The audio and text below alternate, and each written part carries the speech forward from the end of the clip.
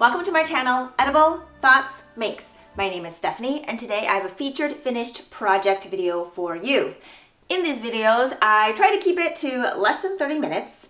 I talk about the details of a pattern. If it is a paid-for pattern, all the details that I share are ones that are provided by the designer prior to purchasing the pattern, so I don't give away any information that is paid for. And then I go through my process and modifications. Then at the end, I go through some styling options on wearing the garment, if it is a garment.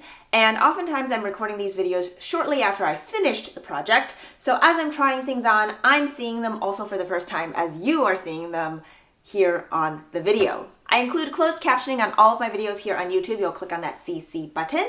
If I speak faster or slower than your preferences, YouTube allows you to adjust the speed. I do often include visuals on the screen as additional information or to correct myself if I say something wrong or to provide extra information that I forgot to say. I do include links to things that I talk about in the description box below the video. Sometimes you have to click on show more. Sewn projects are not on Ravelry, so that would be only knit and crocheted items that I have project pages for. And I think that's everything that I wanted to cover there. Today we are talking about the Wintersoul by Dorothy of Adorable Knits.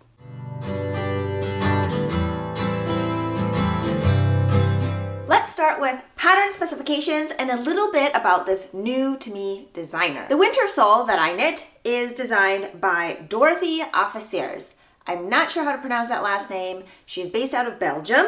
Her business name is Adorable Knits. Dorothy has been designing patterns since 2020. She says that a lot of her patterns are beginner friendly, but there are also some that are a little more challenging for the more experienced knitter. She's a big fan of textures and she likes looking at new stitch patterns and new techniques. And all of the patterns are available in Dutch and English, and she says she's actively trying to have them translated into more languages. Currently, there are 59 patterns available in Dorothy's Ravelry store. I was first interested in the Wintersoul sweater because my friend YeJi knit one, and I will flash a picture of hers here on the screen. It is so beautiful. I really enjoy YeJi's project vlogs because she goes through her process from start to finish in less than an hour. Of course, it's compiled through multiple days and weeks, but she goes through the process of making the pattern and then gives a review on the pattern and the yarns that she chose to pair with the pattern. So if you haven't checked out YeJi at Handmade Co., highly, highly recommend. The Wintersoul sweater currently has 108 projects on Ravelry.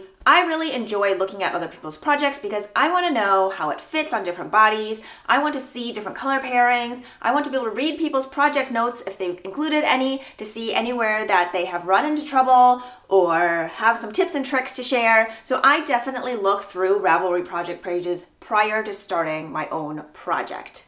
Now, when I first saw this pattern, I thought, I would really like that as a jacket or cardigan type of situation. It is worsted weight stranded color work, which means it's going to be extra thick and it's all over color work. So I figured for my purposes, it's going to work way better and be worn way more as a jacket or cardigan type of situation. So that is what I did. The pattern is not written that way. I will talk about it in the process and modifications, but just so you know, that's why mine looks a little bit different than the designer's pattern here on the screen. Theirs is a pullover. There's no cutting or buttons or anything like that, but mine does look a little bit different. The pattern is a paid-for pattern. It is €9.50 or currently about $11.48 USD. This pattern was published in November of 2025. Again, the yarn weight is worsted weight. Gauge is 20 stitches by 21 rows in 4 inches of the colorwork pattern. I do think that if you use a light worsted or a heavy DK, you could probably also get gauge. But again, everybody's tension is different. The yarn that I used, again, I'll talk about in my process section,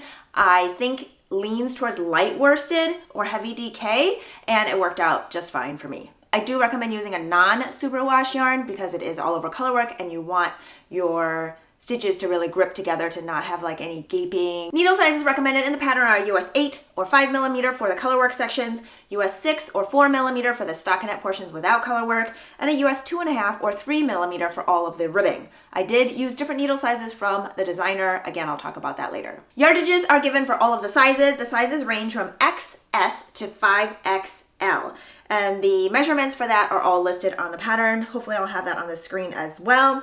And the recommended ease is 6 to 8 inches of positive ease. And so that corresponds to a size range of 29.25 inches to 61 inches that the garment is based off of. So that isn't the finished garment measurements, that would be the body measurements that the person making the pattern would try to match as closely with, and then pick the garment size based on that. Of course, you can pick whatever ease works best for you. That's just what the designer has intended. And so if you go kind of off script, the fit may not end up being how you want it to be, but you have to keep in mind that designer writes a pattern for a specific amount of ease, and so going kind of outside of that may just change the fit for you. The finished garment is 37 inches up to 67 inches. Again, that's the finished garment circumference in the bust and waist. There isn't any waist shaping, so it's the same throughout the entire body. There's a lot of information given prior to purchasing this pattern, which I actually really like, because I want to know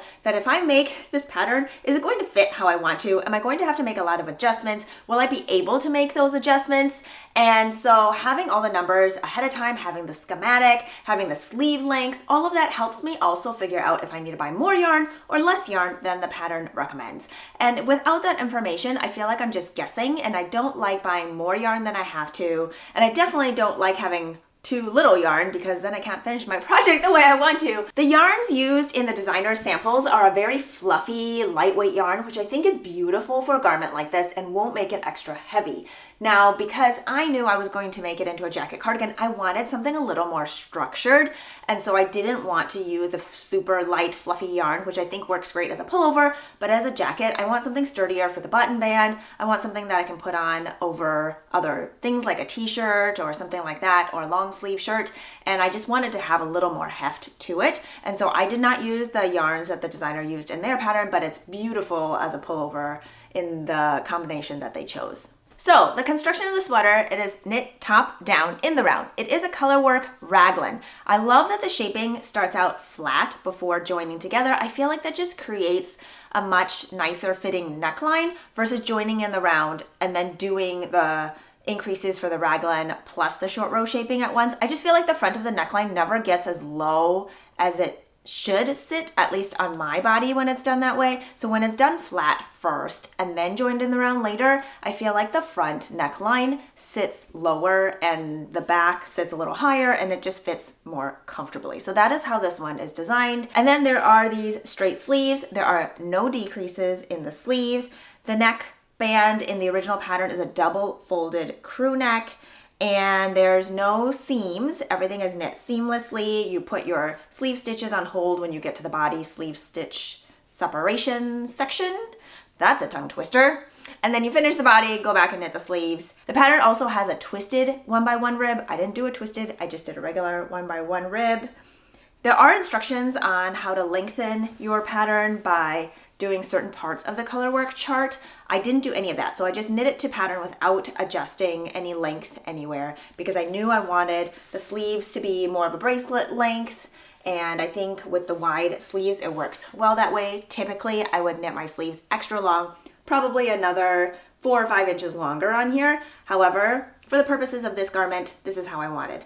Also, for the body, I didn't lengthen at all, so it definitely sits more cropped. It is high hip. It ends at the top of my hip bone, and I like how it fits. I think as a jacket cardigan type of look, this height and sleeve length works really well for me.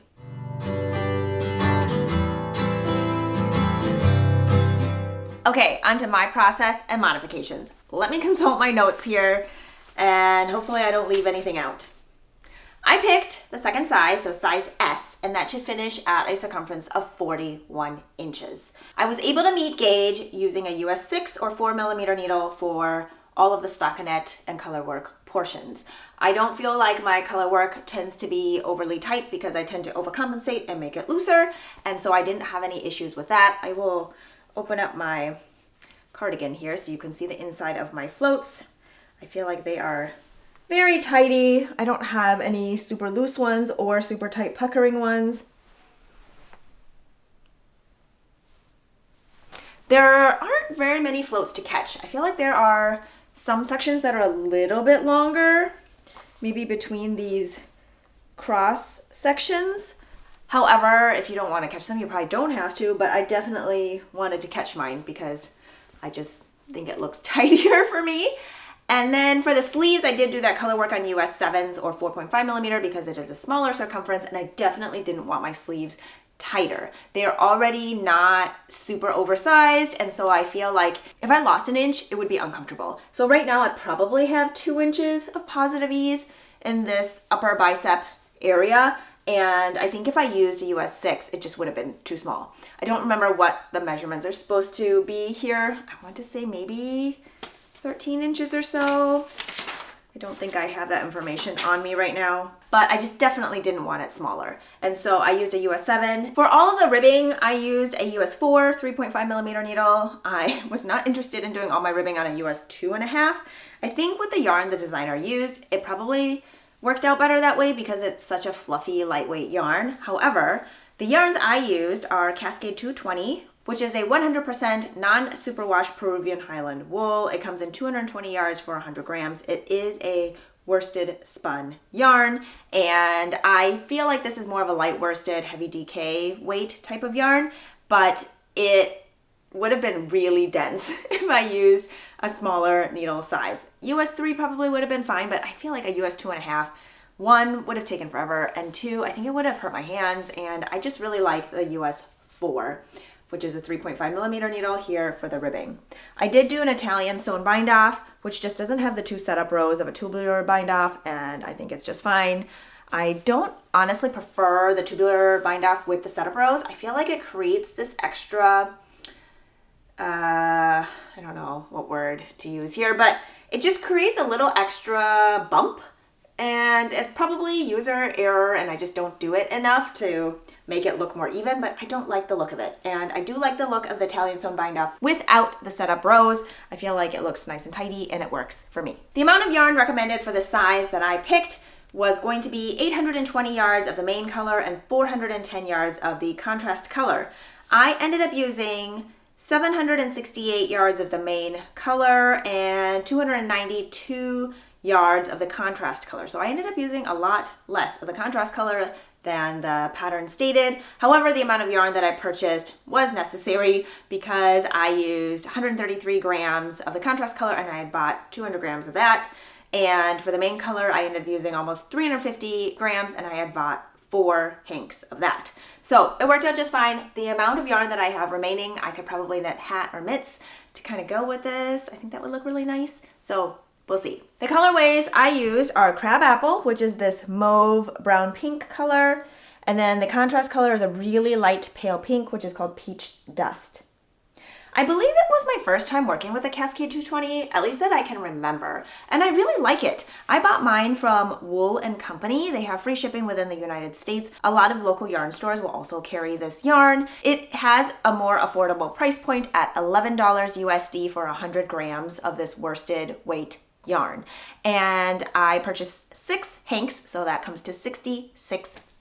So the construction of this garment is top down, and the beginning of round was not in the center because you don't want that right in the center and having that jog when you are knitting a pullover, and I think it might have been in one of the raglans in the back shoulder section, I think. Well, I can't see back there, but it was just too much for me to maneuver, and with the increases and the color work and multiple charts,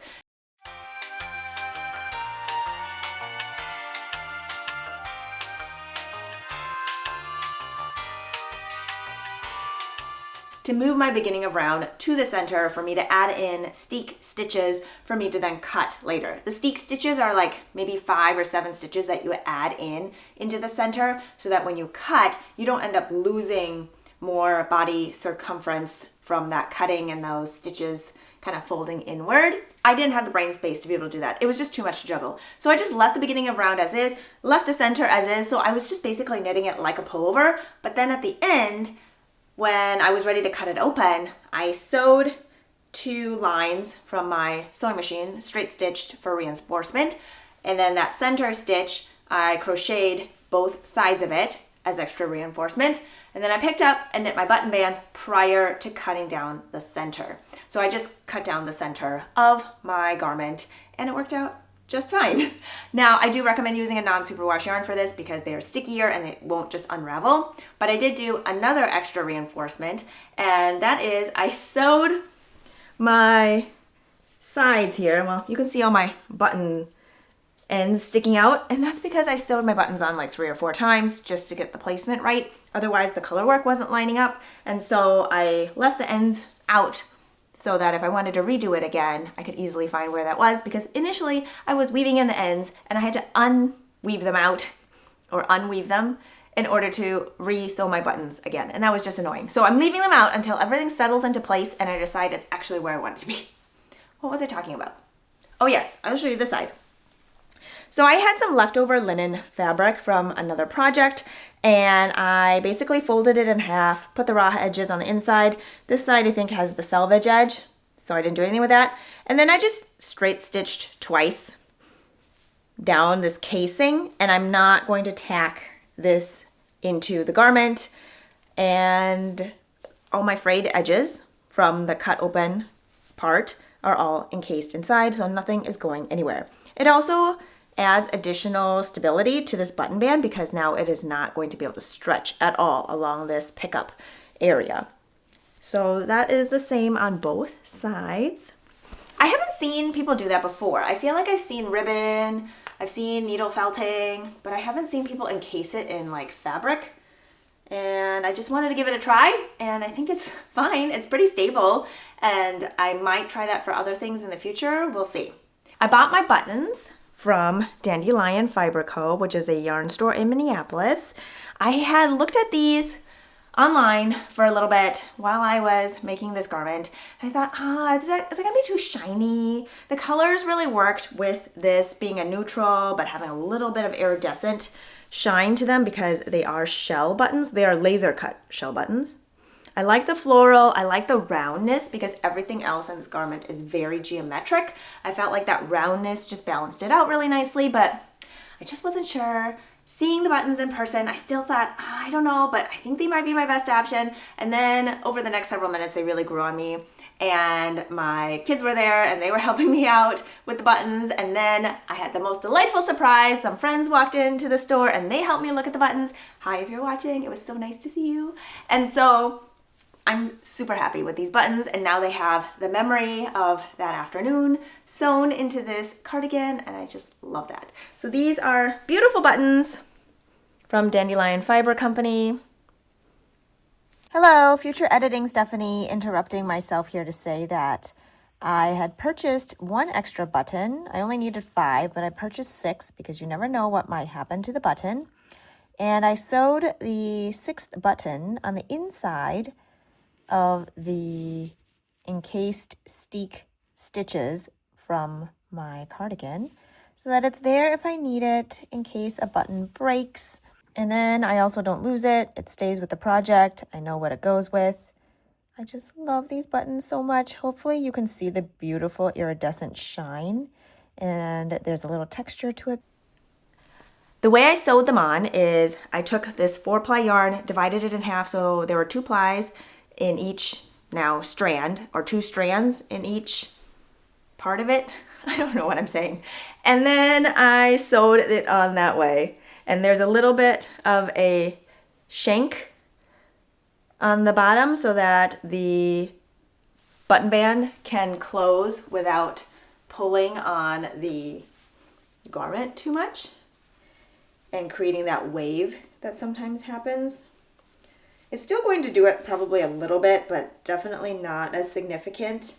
The type of buttonhole method I used is, I think it's called a 1-row 4-stitch buttonhole or something. I think that's what it's called. But I've used this method on other cardigans before and I really like it. I find it very straightforward and easy to do. Future editing me here to say I forgot to say a couple of things in the video. 1, I do find this pattern on the wordier side, so some things are explained more than once, which can be really helpful if you are someone that might not understand things presented a certain way, but maybe a different way, and so something in there might work for you. However, I do think there's just a lot of information and a lot of pages to sort through. The different sizes have different charts, and so you'll also have to sort through that in order to find the chart for the size that you are making. But the nice thing is that you only have to print out the page for your size for that chart. And there are charts, I believe, for the body and the sleeves and the yoke. So there might be 3 charts. I can't remember exactly. Something else to note, speaking of charts, is that the charts are all provided with the main color as the light color and the contrast color as the dark color, which is how the designer has their samples knit. So if you were doing the opposite, like I did, it can be really confusing.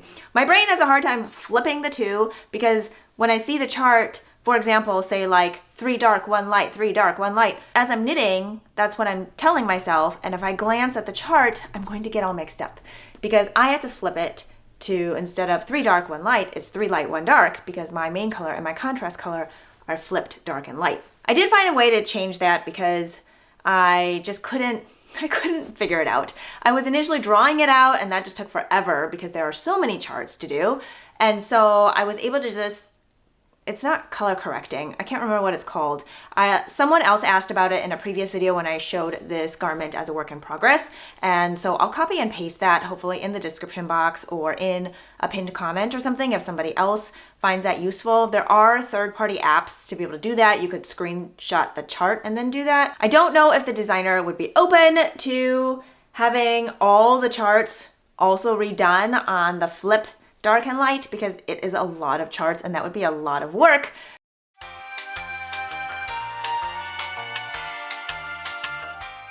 I found it super confusing when my light and darks were flipped. So just a heads up if that's something that you plan on doing and you are also somebody that gets really confused in changing that up. I think that is everything that I wanted to say that I forgot to say earlier.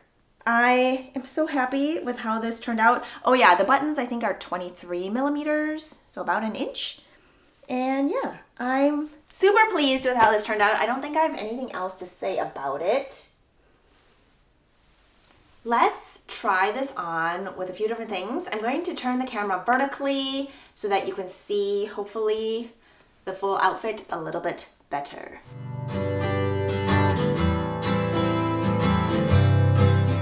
All right, hopefully I am all in frame here. So currently I have this on over a really thin turtleneck. It's kind of like a sandy colored turtleneck. And I have it on with wide leg, caramel colored corduroys that are very high waisted. The button on the pants goes above my belly button a little bit. The cardigan just covers the top of the pants here.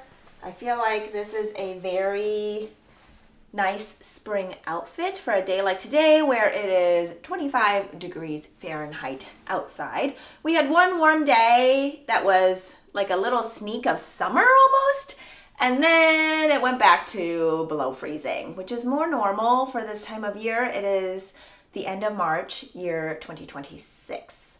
So yeah, I really like this pairing together. I have a little silk scarf tied around my neck here. Okay, I have swapped out the corduroys for a pair of wide leg, also high-waisted jeans. I feel like the cardigan also hits nicely here. Cardigan probably works best with high-waisted things on the bottom, like whether it's a skirt or pants or trousers or something like that, just because of where it hits right above my high hip area. And so anything lower than that, the proportions probably just wouldn't look as balanced. So pairing this with something high-waisted, I think works really well. I like the silhouette. I'm going to go try something else. So I kept the top part the same here just to minimize the amount of things I have to take off and put on. But I have on these cropped wide leg Tyler trousers that I sewed many years ago. This is a Kaufman X6 linen cotton blend, I believe.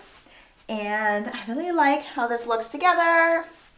And I think this is something that would be very easy to throw on as well. I might not wear a turtleneck on top. I probably would have on a t-shirt or something underneath, just because if I'm pairing it with linen cotton cropped pants, it's probably warm enough to have a t-shirt on underneath. Otherwise, I'm really warm on the top and not very warm on the bottom. I'm gonna try something else now. All right, I kept on the Tyler trousers and I swapped out the turtleneck for a light denim button-up shirt. I like this combination.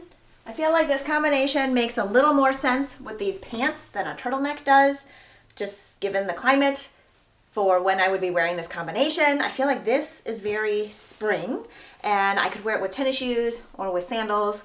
I really like this combination. I feel like it's really comfortable. I like the sleeve length a lot. I feel like the wider sleeves that are shorter go really well with anything underneath because nothing is going to cinch in at the wrist and make it bunchy depending on what I'm wearing under the cardigan or jacket. So yeah, I like this combination. Okay, next. Okay, I kept the denim button-up shirt on. I put on some black leggings. I threw on my Petrichor Pinafore. This is also Kaufman Essex linen cotton blend. I sewed this also several years ago. This is a Sew Liberated pattern. And then I threw on my Wintersoul on top of it. I like this combination. I think this is really fun. Everything is very solid. The Pinafore is a little more heathered looking just because of how the linen and cotton weave together into this fabric.